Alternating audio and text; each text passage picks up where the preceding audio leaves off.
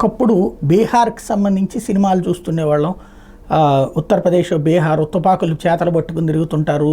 అక్కడ ఎలక్షన్లు అంటే అట్లాగే ఉంటుంది. ఈవెన్ తుపాకులు చేతిలో పట్టుకుని ఇంటర్వ్యూలు ఇచ్చినటువంటి సందర్భాలు కూడా ఉన్నాయి. అలాంటి దశ నుండి ఈ దఫా టోటల్ 7 దశల ఎన్నికల్లో తొలి 6 దశల ఎన్నికలు చూస్తే బహిరంగంగా బాంబులు వేసుకున్నటువంటి సంఘటనలు, పెట్రోల్ బాంబులు వేసుకున్న సంఘటనలు, ఆస్తుల ధ్వంసాలు, దాడులు, తలలు పగలగొట్టుకున్నటువంటి సంఘటన చోటు చేసుకుంది ఆంధ్రప్రదేశ్లో మాత్రమే. మిగతా దేశమంతా పర్ఫెక్ట్గా జరిగింది. ఒక ఆంధ్రప్రదేశ్లోని హింసాత్మక సంఘటనలు పతాక స్థాయికి చేరినాయి. ఎస్పెషల్లీ పల్నాడులో జరిగినాయి. వాహనాల ధ్వంసం, రాళ్ళు ఇసురుకోవడం, సోడా బుట్లు ఇసురుకోవడం, పెట్రోల్ బాంబులు ఇసురుకోవడం. నేను ఆ రోజు నుండి చెప్తూనే వస్తున్నాను, ఏ పార్టీ వాడైనా సరే నిర్మోహమాటంగా తీసుకెళ్ళి బొక్కలో తొయ్యాలి అన్నటువంటి.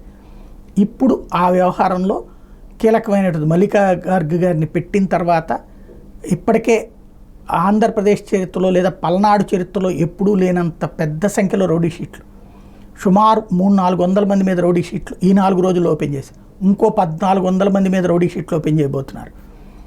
దేశంలోనే చెత్త నియోజకవర్గం కిందకి మార్చారు దీన్ని అంటూ తీవ్రస్థాయిలో ఆవిడ విరుచుకుపడ్డాన్ని బట్టి పరిస్థితి అర్థం చేసుకోవచ్చు.